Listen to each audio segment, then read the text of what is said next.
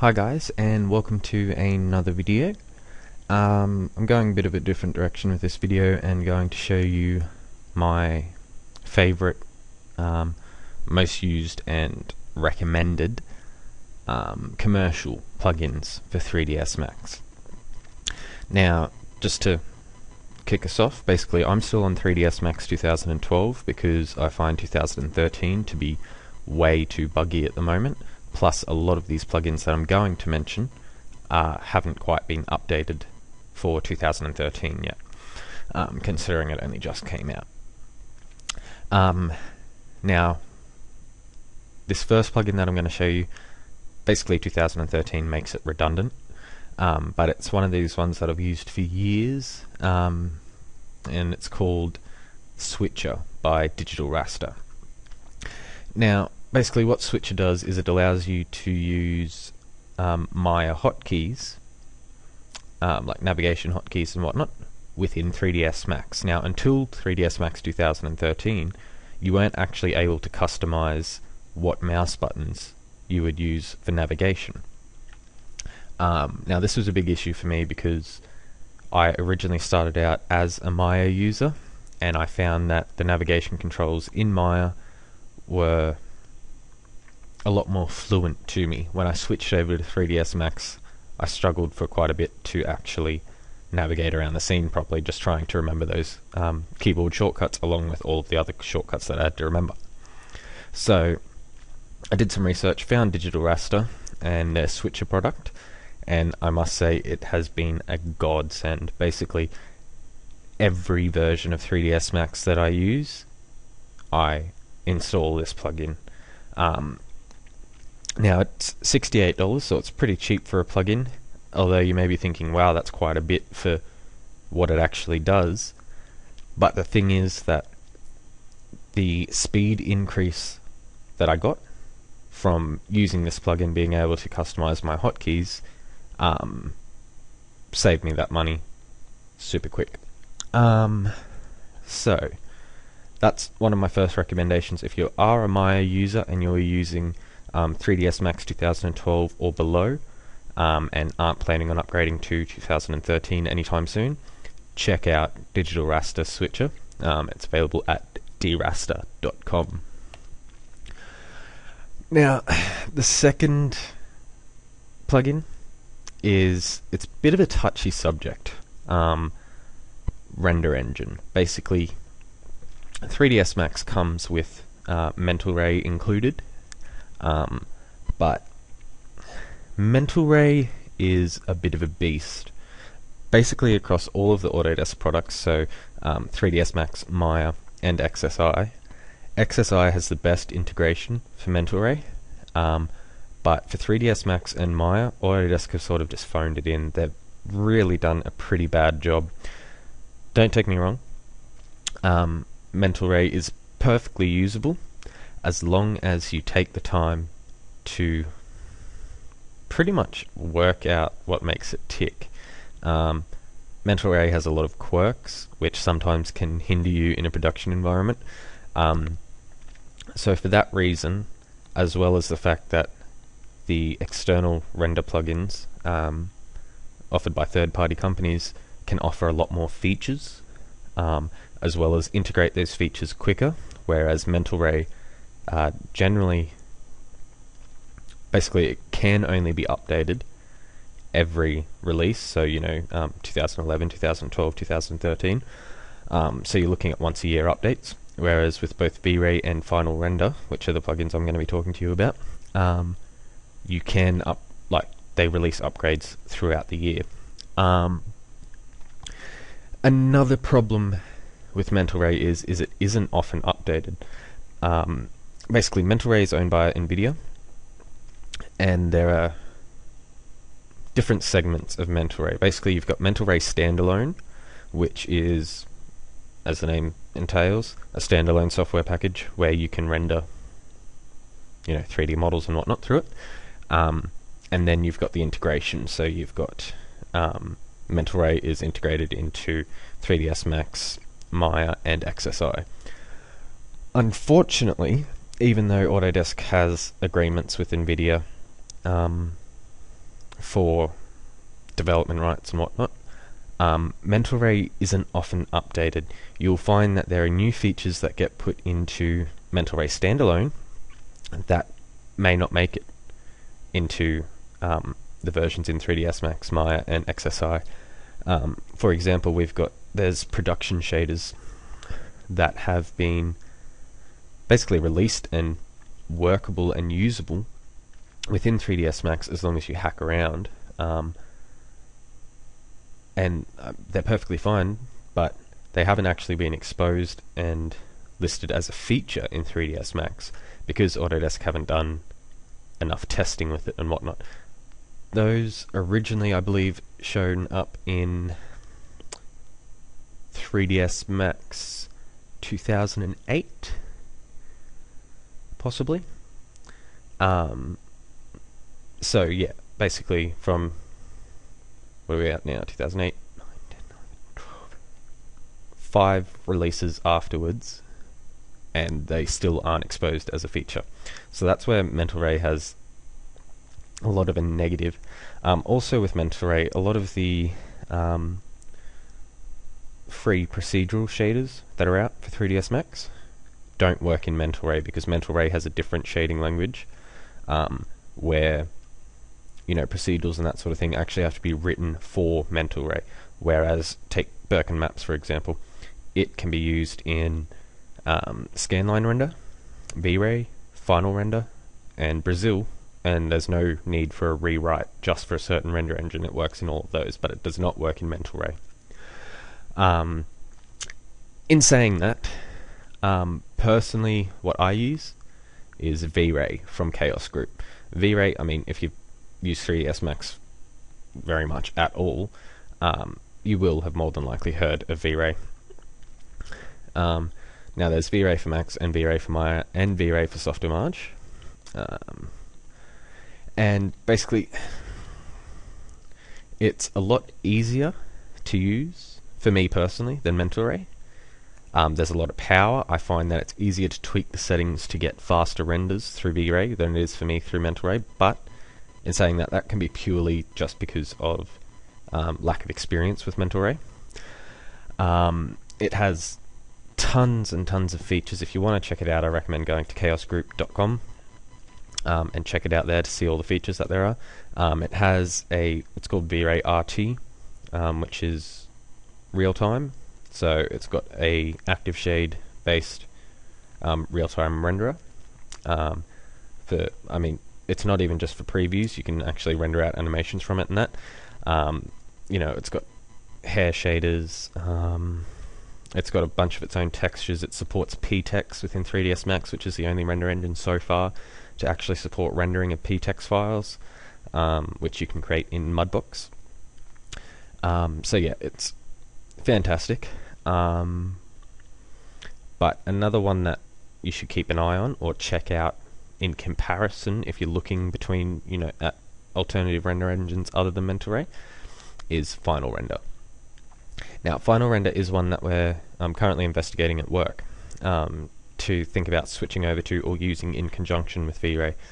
I've been playing around with the trial version of Final Render, and I find it very similar to VRay, as in there are a lot of included features in Final Render that VRay has as well.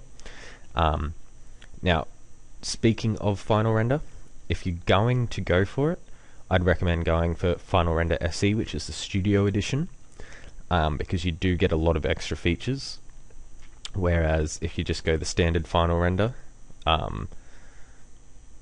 honestly, there isn't that much.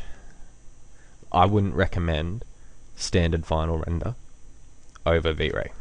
When it comes to Final Render Studio Edition and VRay, they're very close, and it's just a matter of workflow for you.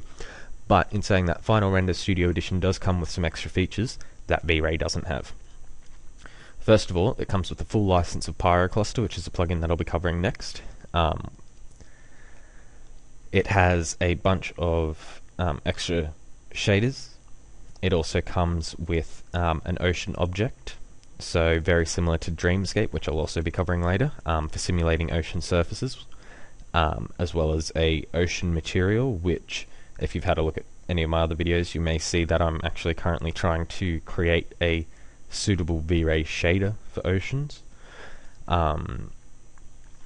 So yeah, and it also has a active shade based real-time preview engine, so it's pretty fantastic. It also comes with a license of Final Tune, which is a NPR or non-photorealistic toon rendering engine, which honestly, if I was to do any toon rendering, I would do it with Final Tune. So yeah, they're my two recommendations for render engines. Like I said, personally I use VRay, and that's what we currently use at work, but we are investigating Final Render to see if any of its features could be integrated into our work environment.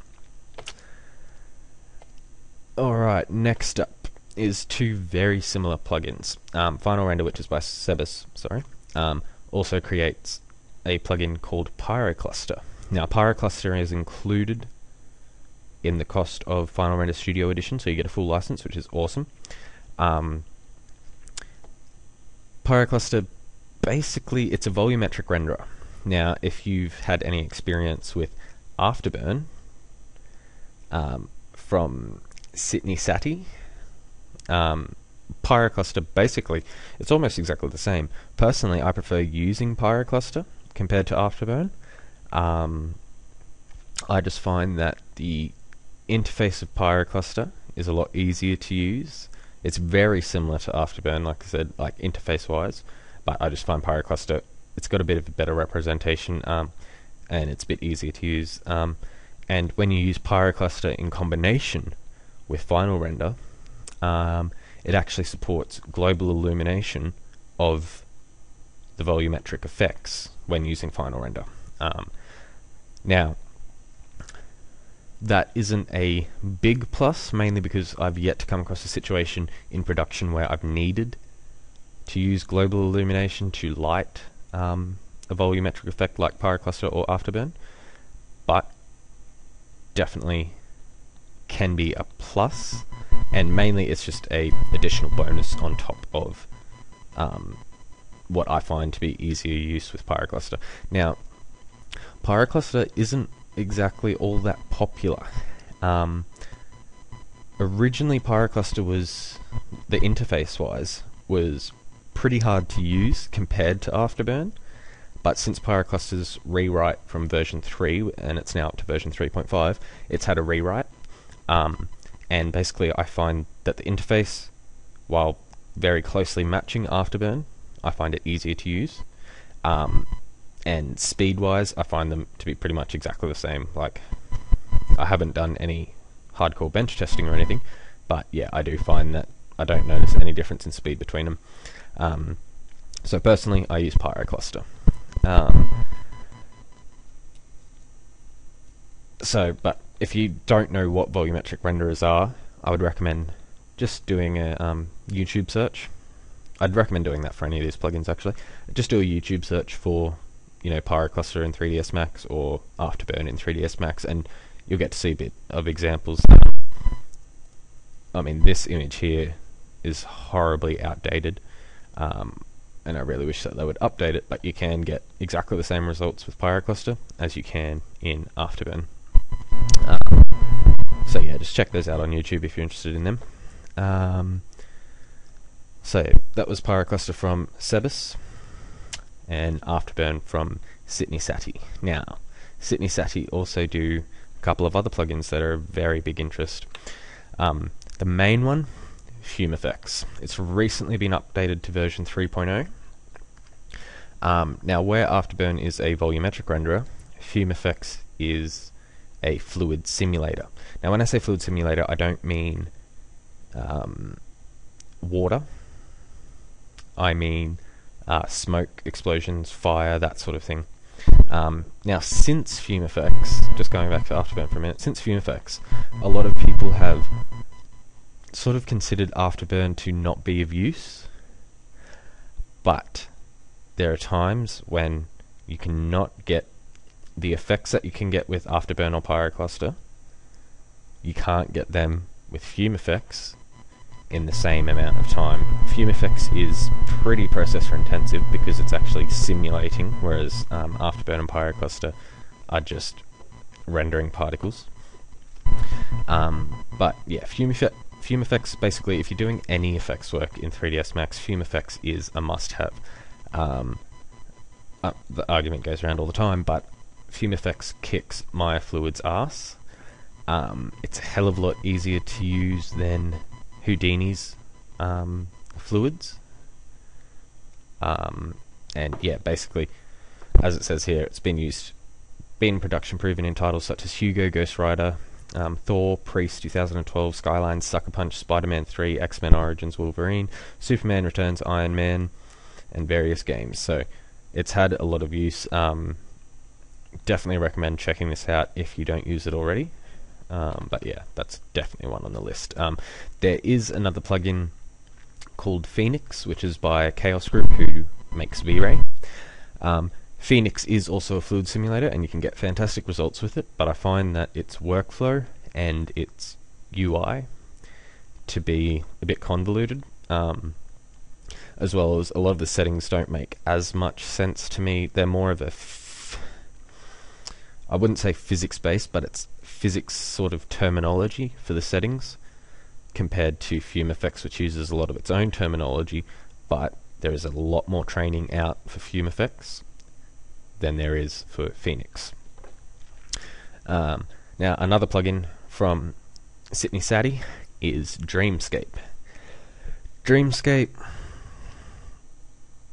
I really don't use Dreamscape that much, mainly because at the moment, if you've seen any of my other YouTube videos, I'm currently researching other ways of generating realistic ocean surfaces within 3ds Max without having to use something like Dreamscape. But Dreamscape is precisely that. It's got the ability to create landscapes, oceans, as well as skies and clouds. Now the clouds are only 2D based, they look really crap, but you can sort of work with them a little bit. But yeah, the main draw to Dreamscape is its sea surface. But in saying that, if you use Final Render, it includes an ocean surface which uses the same algorithms that Dreamscape does. But if you're using any other package, check out Dreamscape if you just want a quick, easy way to generate ocean surfaces in 3ds Max. Now, considering I use VRay, or even if you use MentalRay, you can take advantage of this plugin, MultiScatter. Basically,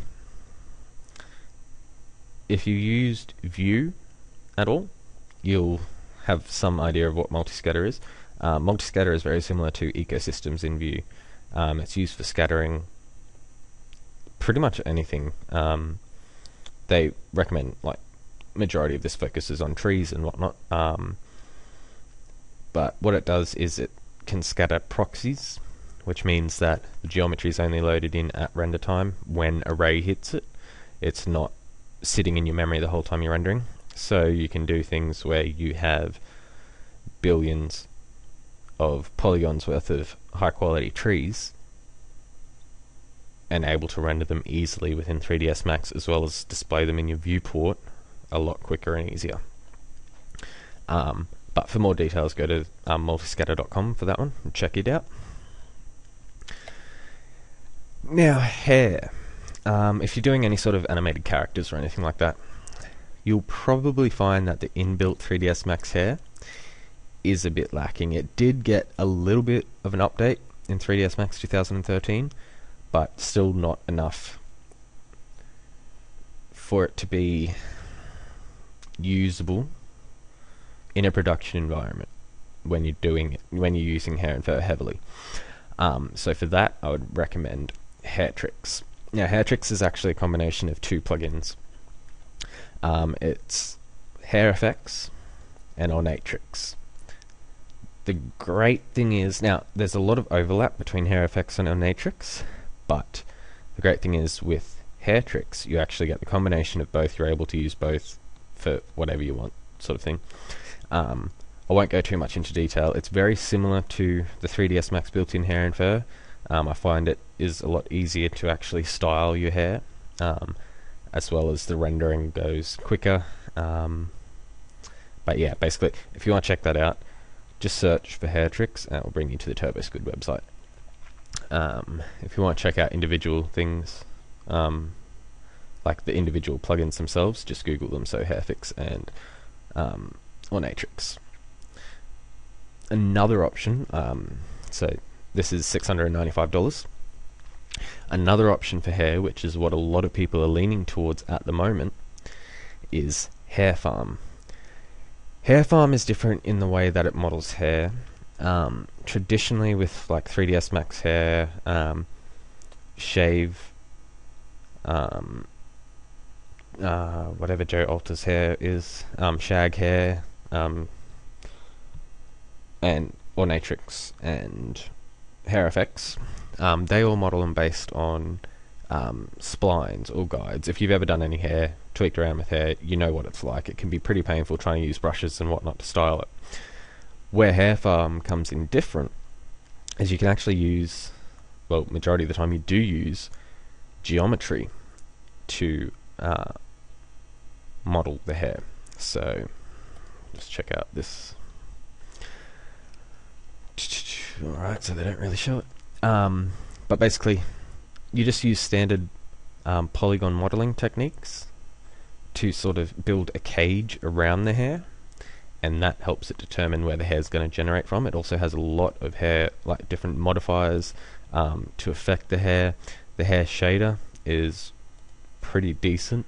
There are a few hiccups here and there with like between VRay and whatnot, but at the moment they also have a development contract with Sebus, who make Final Render, to basically help speed up rendering within Final Render when using Hair Farm.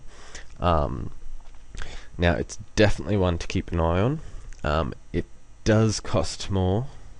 I've only used the trial version. I haven't actually used it in production, but basically the reviews around are just pretty insane. But it's only $699, so very close to what Hairtrix was. But the great thing with Hair Farm is that they have educational offers. So if you're a student, qualified individuals can order Hair Farm Educational for $139.98. You cannot beat that price. Hair Farm Educational license do not have a time limit, and it doesn't have as much support. But other than that, I believe it doesn't have any restrictions on commercial use.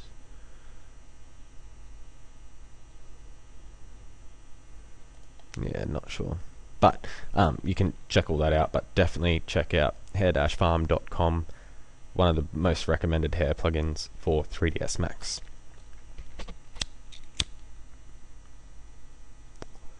Now next we come to a bunch of products from Thinkbox Software.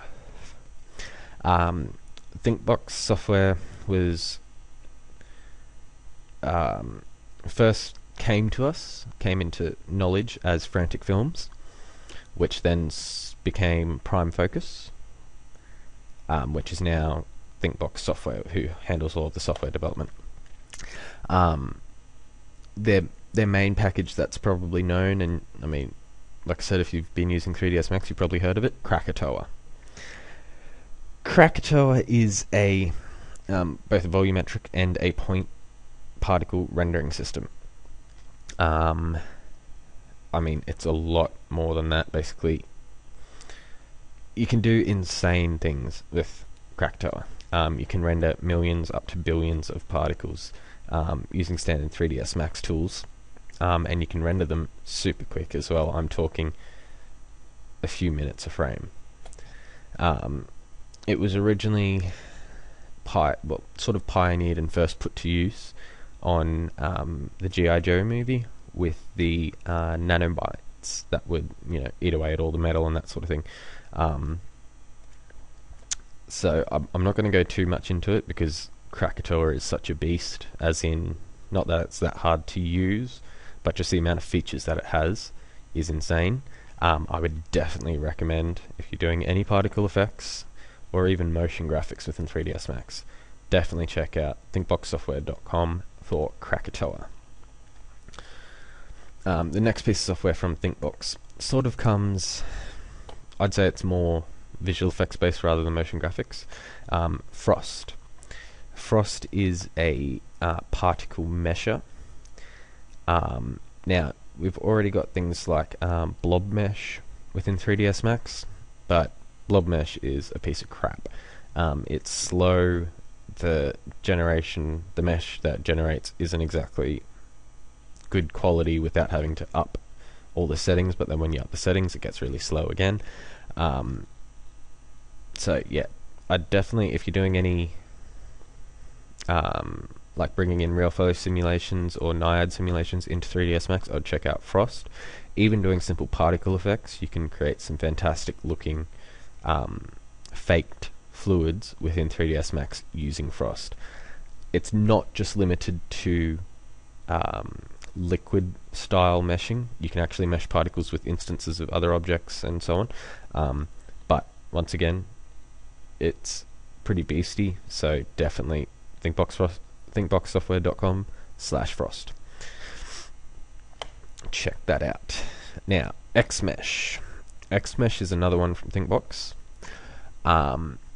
It's one that I feel may not be as relevant in coming years, mainly with the development of Alembic,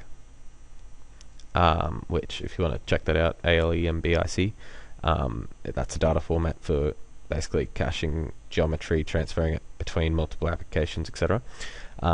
XMesh does the same sort of thing from 3ds Max. 3ds Max is the only supported application at the moment, so don't think you'll be able to transfer between applications with it.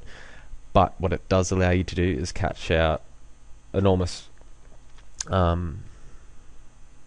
data sets of animated geometry, or static geometry, whatever you like, from 3ds Max to be then read back in, and basically, because it's all stored on disk and it's cached, it means that your scenes can be calculated a lot faster, because it's not having to calculate all that heavy geometry. So yeah, basically, XMesh Loader is free, which means that you can load in XMesh sequences in any version of 3ds Max. So really, with XMesh, if you've got a render farm sort of set up, you really only need one license for your main workstation, so that you can actually save out the files, and then on all of your render nodes you can just install XMesh Loader, which will read in the files and allow you to render them properly. But yeah, once again, definitely check it out. Like I said, it may not be that relevant once a solution for Alembic becomes available for 3ds Max. It does have the following advantages over Alembic, but it's not, I mean, there's only 3 points here which aren't that pressing. But I mean, if you're in a production environment where you've got to deal with lots of mesh particles, such as using Frost to mesh the particles, etc., or lots of heavy animated geometry, check it out, definitely. Thinkbox Software also creates Deadline. Now, this isn't so much a plugin as it is just a general piece of software that really you should be using. Deadline is a render management system, which basically means that it allows you to set up renders to render over a network. Now, the great thing with Deadline is you can use it free for 2 slaves. So that's basically 2 computers networked together to render. You can use Deadline for free. Which, that's what I'm using at my current setup at home, because I only have 2 computers networked together. So it cost me nothing to use. Fantastic piece of software. It's not only for 3ds Max, it supports programs such as Nuke, After Effects, Maya, XSI, Naiad, RealFlow.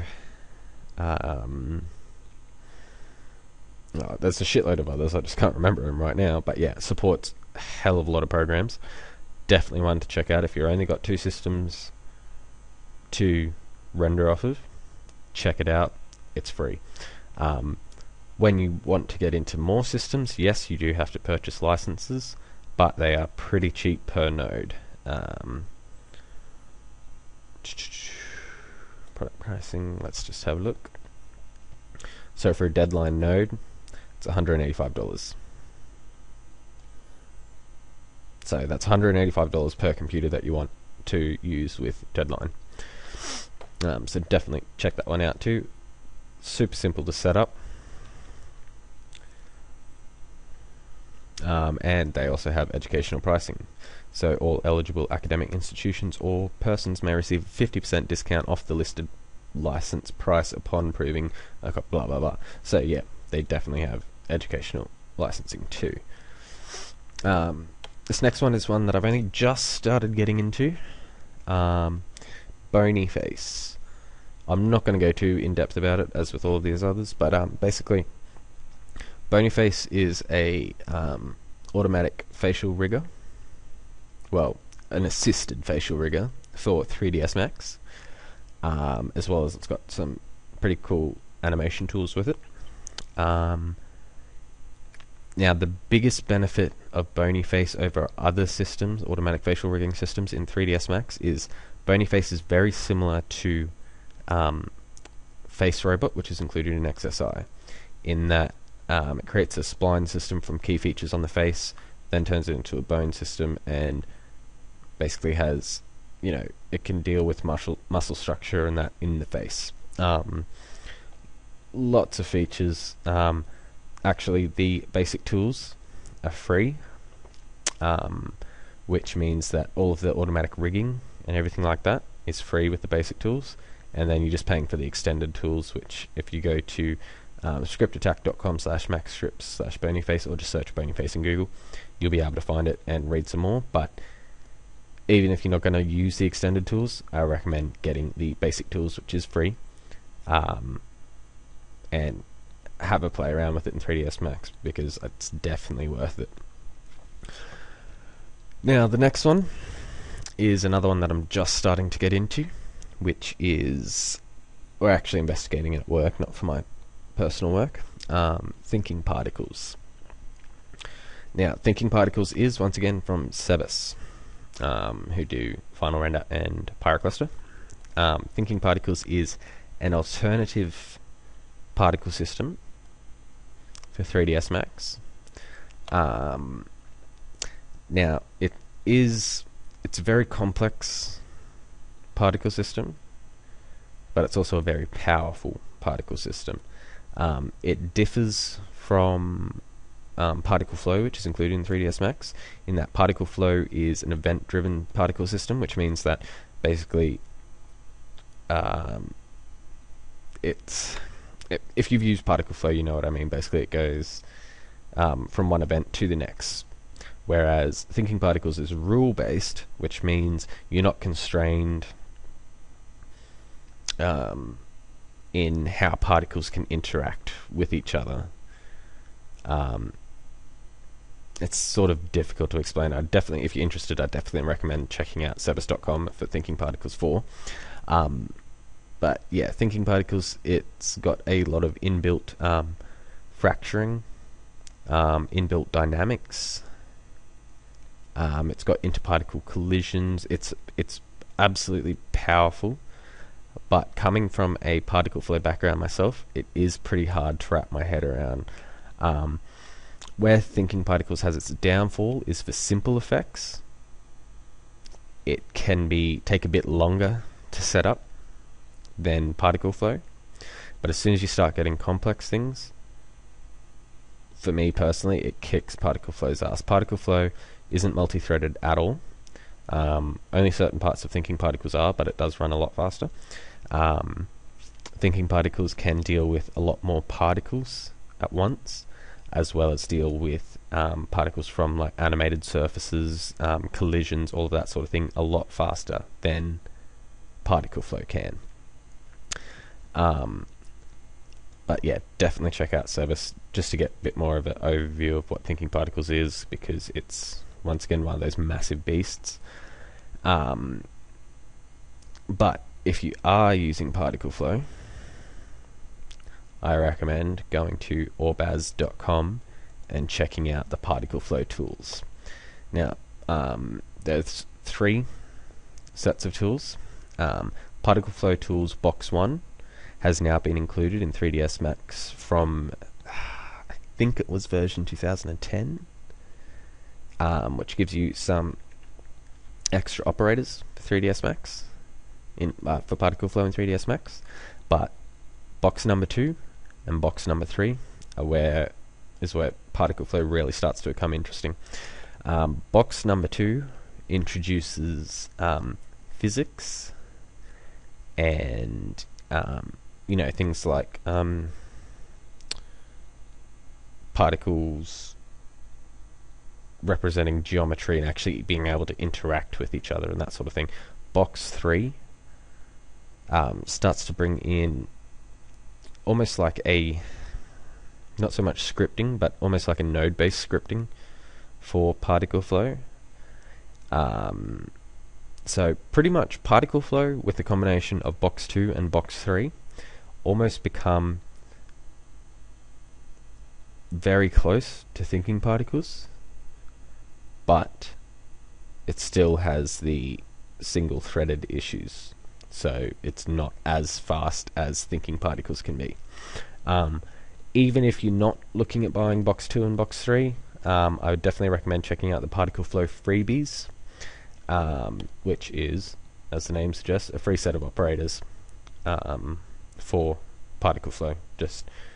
I can't remember if they are included in 3ds Max or not, but if they aren't, check them out, give them a download, have a play around with them.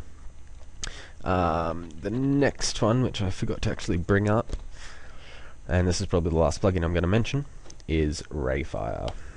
Rayfire is pretty much the ultimate plugin for fracturing, demolishing, just blowing shit up in 3ds Max. Basically, it's almost the only option. There is Volume Breaker from Sebas, but it isn't as integrated as Rayfire. It doesn't have as much features. But basically, if you need to break anything up, destroy anything, pretty much what you'd have to do with almost every visual effects shot in an action movie, definitely check out Rayfire. It's got a bunch of videos on the website, so just rayfirestudios.com. Bunch of videos showing off all of the features. Definitely check it out. That way you can go more in depth. But this video is going on almost 40 minutes now, so I think I should end it there. But yeah, that's pretty much all of my recommended plugins for commercial plugins for 3ds Max, and they're the ones that I use. I wouldn't say every day for all of them, but I do get quite a fair bit of use out of them. So yeah, definitely check them out, see what you're interested in, try out the demos for them, check out videos on YouTube and whatnot, and see if they're going to make any impact to your workflow. But I reckon that's about it for all. I will be doing a video of my favorite and most recommended free scripts and plugins for 3ds Max. Free as in you don't have to pay a cent for them, so keep an eye out for that one. But that'll do me for now, and yeah, I hope to catch you in the next video. Cheers.